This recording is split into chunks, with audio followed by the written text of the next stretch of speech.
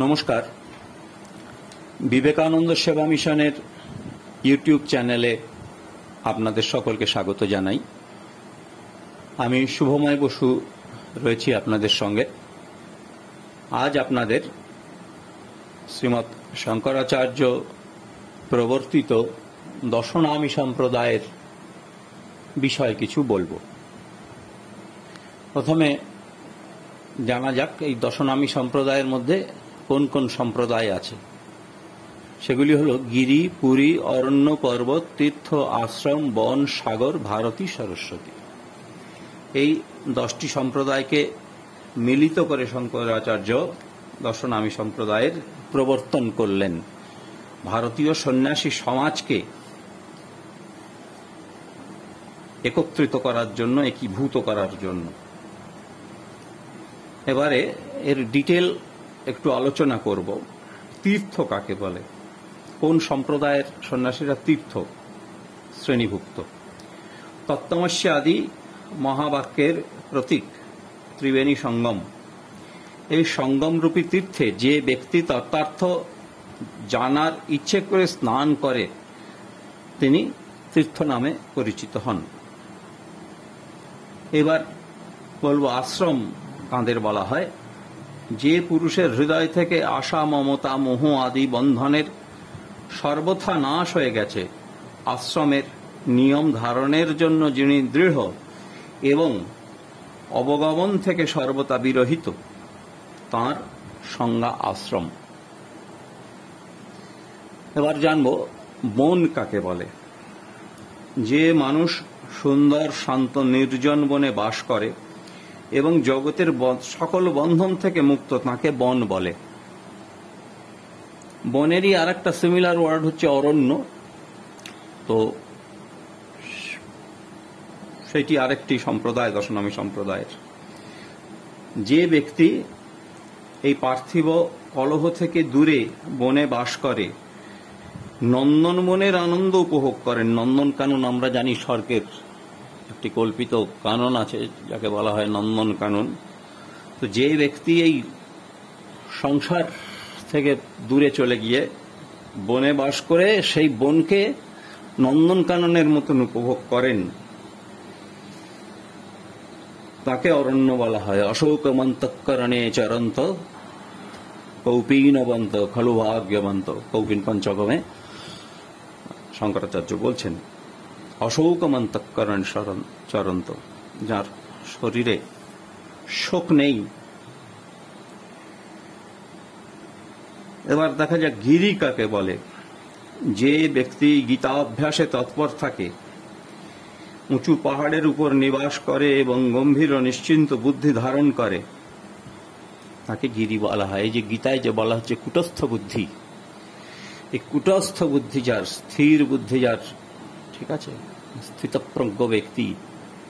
আমরা 2য় অধ্যায়ে পাচ্ছি স্থিতপ্রজ্ঞের লক্ষণ। স্থিতপ্রজ্ঞস্য কা ভাষা সমাধিস্তস্য কেশব স্থিতধি কিং প্রভাসিত কিমাসিত ব্রজেত কিম। তারপরেই স্থিতপ্রজ্ঞের লক্ষণ বলা হচ্ছে। প্রজহাতি ইয়াদা কামান সর্বান পার্থ মনোগতান, ভগবান বলতে শুরু করছেন। তো এবং এই যে শ্রীমদ্ ভগবত গীতা, এটি যুগ যুগ ধরে হিন্দু সমাজকে ধরে রেখেছে এবং শঙ্করাচার্যের অত্যন্ত প্রিয় গ্রন্থ গীতা। তিনি বলছেন জ্ঞেয়ম গীতা নাম সহস্রম, ধেয়ম শ্রীপতি নাম অজস্রম, ধেয়ম শ্রীপতি রূপম অজস্রম, নেয়ম সজ্জন সঙ্গে চিত্তম, দেয়ম দীন জনায় চ বিত্তম, ভজ গোবিন্দম ভজ গোবিন্দম, গোবিন্দম ভজ মূঢ়মতে। তো এই গীতা ছিল শ্রীমৎ শঙ্করাচার্যের তো বটেই, গীতার রামানুজ ভাষ্য ইত্যাদি ইত্যাদি আরো অনেক ভাষ্য আছে, আমি তার ডিটেলে যাচ্ছি না। তো যে ব্যক্তি গীতা অভ্যাসে তৎপর থাকে, উঁচু পাহাড়ের উপর নিবাস করে এবং গম্ভীর ও নিশ্চিত বুদ্ধি ধারণ করে, তাকে গিরি বলা হয়। এরপরে আমরা জানব পর্বত কাকে বলে। যে ব্যক্তি সর্বদা পাহাড়ের মূলদেশে নিবাস করে সমাধিস্থ হয়ে থাকে এবং সংসারের সার ও অসার সম্পর্কে বিস্তারিত জ্ঞান রাখে, তাকে পর্বত বলে। এবার আমরা জানব সাগর কাকে বলে। গভীর সমুদ্রের কাছে বাস করে যে ব্যক্তি অধ্যাত্মশাস্ত্রের উপদেশরূপী রত্নরাজি গ্রহণ করে আশ্রমের মর্যাদা কখনোই উল্লঙ্ঘন করে না, তাকে সাগর বলে। এরপর আমরা জানব সরস্বতী কাকে বলে। এই সরস্বতী তো আমাদের সকলেরই উপাস্য দেবী। তিনি একদিকে বিদ্যার দেবীও বটে, আবার এই যে বাক শক্তি আমাদের, তিনি বাক দেবীও বটে। আমাদের এই যে স্বর, এই স্বরের উপর একটি শাস্ত্র আছে, তাকে বলে স্বরোদয় শাস্ত্র। এই পবন বিজয় স্বরোদয়, এই স্বরের কি করে উৎপত্তি হলো, সেই বৈদিক যুগেরও আগে কি করে, মানে লিপি আবিষ্কার হওয়ার আগে তো মানুষ স্বরের উৎপত্তি হয়েছিল, তাই তো। এবং এই স্বর, সেই অনাহত ধ্বনি যেটা আমাদের নাভিদেশ থেকে উঠছে, সেটি আমরা কণ্ঠের মাধ্যমে বলছি। মা অভেদানন্দজিকে আশীর্বাদ করেছিলেন, বাবা তোমার কণ্ঠে সরস্বতী বসুক। স্বামী যখন শিকাগো পার্লামেন্ট অফ রিলিজিয়ানে বলতে উঠছেন, তার কাছে কিছুই নেই, পেপার নেই, কিছুই নেই, সব থিসিস নিয়ে সব লোক বলতে গেছে। তো স্বামীজি তো গেছেন অনাহুত হয়ে। তো স্বামীজির নাম যখন অ্যানাউন্স করা হলো, মনে মনে মা সরস্বতীকে প্রণাম করে তিনি বলতে উঠলেন, এবং তারপরে সেই ঘটনা আমাদের সকলেরই জানা। এই বাগ দেবী যার কণ্ঠে, যার জিহ্বায় বসেন, সা মে বসত জিহ্বায়াং, তিনি আমার জিহ্বায় বসুন, এই প্রার্থনা করি আমরা বাগদেবীর কাছে। তো এই স্বরের জ্ঞান যে পণ্ডিতের আছে এবং বেদের স্বরগুলি সম্বন্ধে সুপরিচিত এবং সংসাররূপী সাগরের জ্ঞাতা, তাকে সরস্বতী বলে। এই যে বেদের, আমরা শঙ্করাচার্যের জীবনেই জানি যে মন্ডন মিশ্র এবং উভয় ভারতী, তাদের সেই বিখ্যাত দম্পতি এবং উভয় ভারতী, তিনি নাকি স্বয়ং সরস্বতীর ইনকার্নেশন ছিলেন, স্বয়ং সরস্বতীর অবতার ছিলেন, এত জ্ঞানী তিনি ছিলেন। তো তার বাড়িতে যেসব সুখপক্ষীরা থাকতো, তারাও কন্টিনিউয়াস বেদান্ত আবৃত্তি করত এবং বেদজ্ঞান করত। এবং এও জানা যায়, বা বিভিন্ন ঋষিমুনিরা শুনতে পান, তাদের মনটা সেই স্তরে উঠে গেলে, যে পাখিরা বেদগান করছে, সামগান করছে, সেই সামগান, বেদের আরো অন্যান্য স্বর আছে, সুর আছে ইত্যাদি, বেদ পাঠের বিভিন্ন সুর এবং স্বর আছে। এইগুলোর সঙ্গে যিনি সুপরিচিত এবং এর যে গভীর শাস্ত্র, গভীর পাণ্ডিত্য, তার সেইটি যার আছে, তিনি সরস্বতী।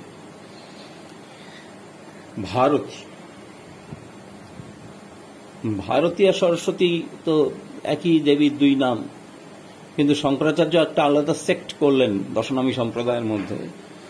ভার ধারণ করার জন্য ভারতী আখ্যা দেওয়া হয় যে ব্যক্তি বিদ্যার ভারে সম্পূর্ণ জগতের সকল ভার মুক্ত হয়ে এবং দুঃখের ভারের সাথে অপরিচিত, তাকে ভারতী বলে। যে ব্যক্তি বিদ্যার দ্বারা অবিদ্যা কে খণ্ডন করেছেন, বিদ্যার দ্বারা অবিদ্যার পারে গেছেন, তিনি ভারতী। এবং এরপরে আমরা আলোচনা করব পুরী সম্প্রদায় সম্বন্ধে। আমরা সকলেই জানি রামকৃষ্ণ মিশনের সন্ন্যাসীরা পুরী সম্প্রদায়ের, কারণ ভগবান শ্রী রামকৃষ্ণ তোতাপুরীর কাছ থেকে দীক্ষা গ্রহণ করেছিলেন, বেদান্ত মতে সন্ন্যাস গ্রহণ করেছিলেন, তাই তার ফলোয়াররা প্রত্যেকেই পুরী। পুরী কাদের বলা হয়? যিনি পূর্ণ, তাঁকে পুরী বলা হয়। তত্ত্বজ্ঞানে যে পূর্ণত্ব পদে স্থিত, নিত্য পরব্রহ্মে বিরত প্রভৃতি যোগ্যতার অধিকারীকে পুরী বলা হয়। এবং এই পুরী সম্প্রদায়ের উল্লেখ আমরা আর এক অবতারের জীবনে পাই। তিনি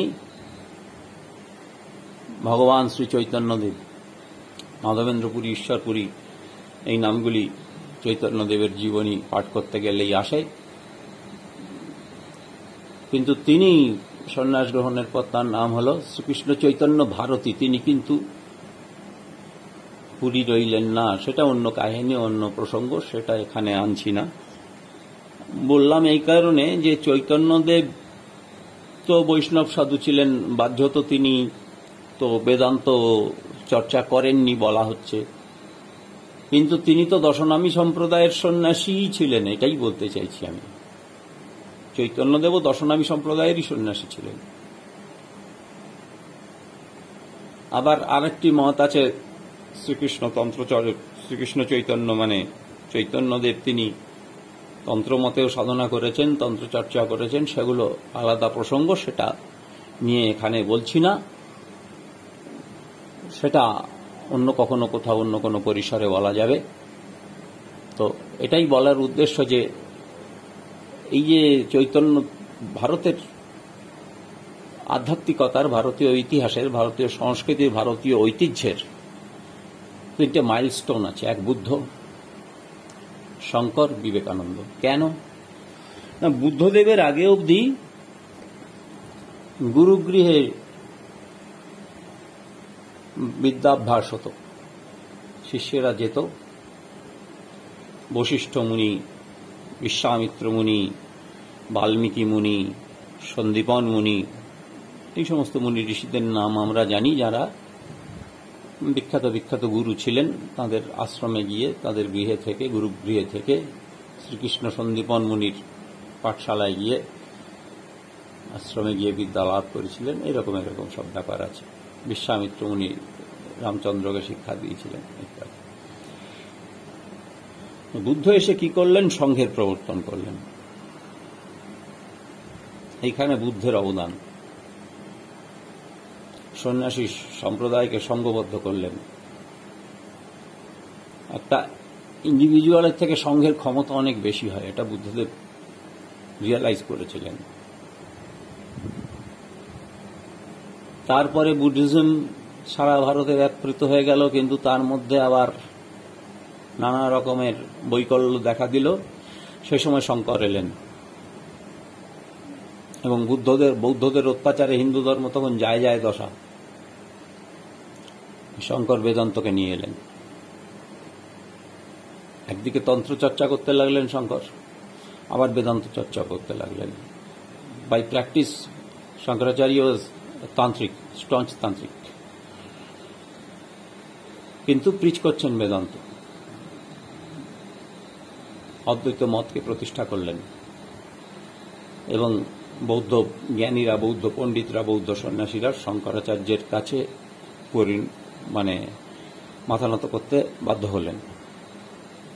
তারপর এলেন বিবেকানন্দ। শঙ্কর যে বেদান্তকে বনে রেখে এসেছিলেন, সেই বেদান্তকে ঘরে নিয়ে এলেন, গৃহস্থের ঘরে ঘরে ছড়িয়ে দিলেন।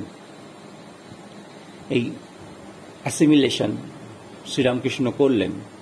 সব ধর্ম, সর্বধর্ম সিদ্ধ সর্ব সম্প্রদায়, সম্প্রদায় বর্জিতম, ওই পঞ্চবটি তলায় বসে বসে রামায়ণ সাধনা করলেন, বৈষ্ণব সাধনা করলেন, শাক্ত সাধনা করলেন, বৈষ্ণব ভৈরবী ব্রাহ্মণীর কাছে 64টা তন্ত্রের পরপর সাধনা করে সিদ্ধি লাভ করলেন, ইসলাম সাধনা করলেন, খ্রিস্টান সাধনা করলেন এবং লাস্টে তোতাপুরীর কাছে সন্ন্যাস, বেদান্ত, বৈদান্তিক সন্ন্যাস নিয়ে শ্রীরামকৃষ্ণ পুরীতে পর্যবসিত হলেন। এই হচ্ছে দশনামী সম্প্রদায়ের একটা ইন্ট্রোডাকশন দেওয়া হলো। নমস্কার।